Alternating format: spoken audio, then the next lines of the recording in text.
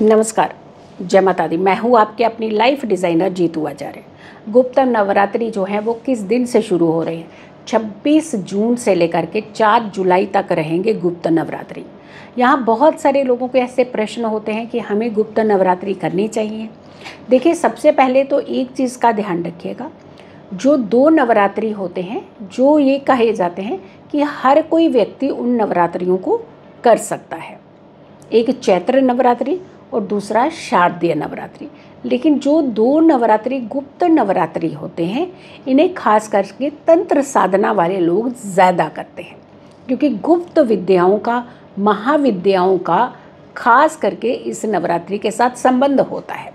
लेकिन ऐसा तो नहीं है कि आप भक्ति नहीं कर सकते, या बहुत सारे लोग हैं जो भक्ति करना चाहते हैं, तो इसमें थोड़ी ना कि परहेज़ होता है कि आप माता रानी का स्मरण नहीं कर सकते हैं।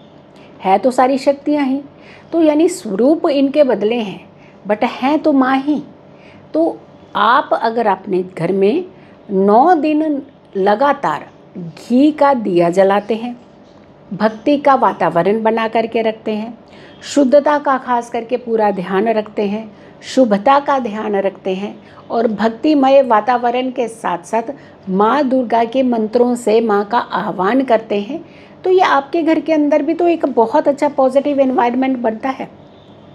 हाँ, गुप्त जो नवरात्रि होते हैं बेसिकली सिर्फ तंत्र साधना नहीं, ऐसी समस्याएं जैसे गुप्त शत्रु आपके ऊपर बार बार वार करते हैं, आपको परेशान करते हैं, नकारात्मकता, नेगेटिविटी, जिसका सीधा संबंध अगर कुंडली की बात करते हैं तो अष्टम भाव के साथ खास करके रहता है।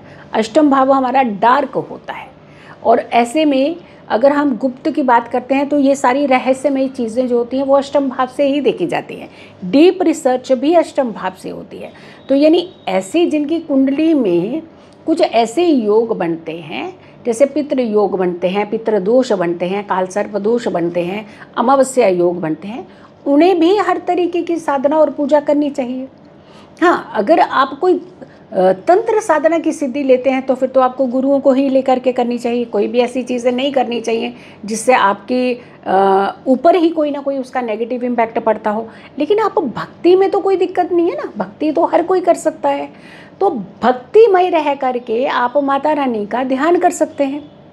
अब जब यहाँ पे 10 विद्याओं की बात आती है तो माँ काली से लेकर के माँ तारा, त्रिपुर सुंदरी, त्रिपुर भैरवी, मातंगी, कमला, और साथ के साथ धूमावती, बगुलामुखी, यानी इन सारी देवियों की आराधना का जो ये पर्व माना जाता है।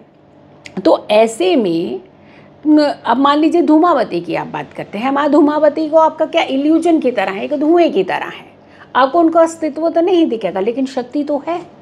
माँ छिन्नमस्ता की आप पूजा करते हैं, तो बगलामुखी की पूजा करते हैं। जो लोग अपने शत्रुओं से पीड़ित हैं वो बगलामुखी की पूजा करते हैं, उनका ध्यान करते हैं।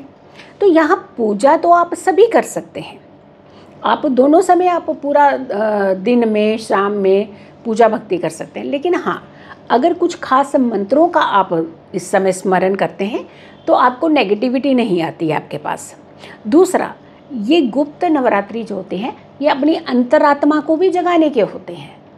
आपके अंदर दिल के किसी कोने में इतनी नेगेटिविटी घर कर चुकी है जो कभी निकल ही नहीं पा रही।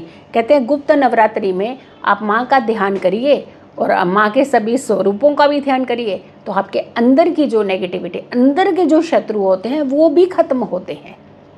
तो शत्रु किस तरीके के हैं? सिर्फ क्या बाहरी दुनिया में ही है? हमारे अंदर जो एक शत्रु है जो ईर्ष्या करता है हर किसी से, जो आपको ज़िंदगी में आगे नहीं बढ़ने दे रहा, ये भी तो शत्रु है।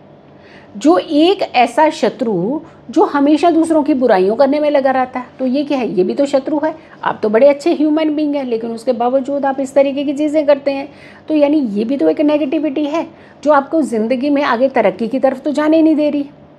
हाँ, कुछ समय आपको बहुत अच्छा लगता होगा, लेकिन एक लॉन्ग टर्म की जब हम बात करते हैं तो ये जितनी भी नेगेटिविटी होती है ये हमेशा आपको खोखला ही करती है। तो आप ऐसे टाइम पे क्या करना चाहिए? सबसे पहले तो 2 चीज़ें, ओम ऐं ह्रीं क्लीं चामुंडाय विच्चे, अगर आप कर सकते हैं तो इस मंत्र का जाप करना चाहिए। सुबह और शाम दोनों टाइम पे कर सकते हैं। ये तो एक ऐसा मंत्र है जिसमें आपको कोई सिद्धि प्राप्त तो करनी नहीं है, दूसरा, ओम दुम दुर्गाय नमः, इस मंत्र का आप जाप कर सकते हैं। रात्रि की पूजा का खास करके कहते हैं कि बहुत विधान होता है, क्योंकि नवरात्रि, रात्रि का महत्व है। अब ऐसे में आपको माँ दुर्गा के मंत्रों का जाप करना चाहिए, फिर माँ दुर्गा के 32 नाम का स्मरण करना चाहिए, माँ दुर्गा के 108 नाम का स्मरण करना चाहिए। तो यानी ये जितनी भी शक्तियाँ हैं, जितनी भी एनर्जीज़ हैं, आपकी पॉजिटिव होती है। दूसरी चीज़, ना आपको शत्रुओं का भय सताएगा, क्योंकि डर नहीं होगा तो आप ज़िंदगी में अच्छी चीज़ें आगे कर पाएंगे। तो ये डर जो है, ये वहम जो है, जो भी नेगेटिविटी से जुड़ी हुई कोई भी चीज़ होगी वो ख़त्म होती है, उसका खात्मा होता है इस समय। तो घरों के वातावरण को तो पूरा भक्तिमय रखिए। आप पूजा आराधना कीजिए, 2 समय आप माँ दुर्गा के समक्ष घी का दीपक प्रज्वलित कीजिए, उन्हें हर दिन भोग लगाइए। 9 देवियों की पूजा नहीं, यहाँ 10 विद्याओं की पूजा की जाती है। इसीलिए कहा जाता है कि ये थोड़ा सा हट कर के होते हैं नवरात्रि, लेकिन आपके जीवन के अंदर एक नई रूपरेखा देने वाले भी होते हैं। हम बाहरी जो कई बार ज़िंदगी होती है ना, दुनिया होती है, हम उनसे डर करके हम अपने आंतरिक के अंदर एक डर पैदा कर देते हैं।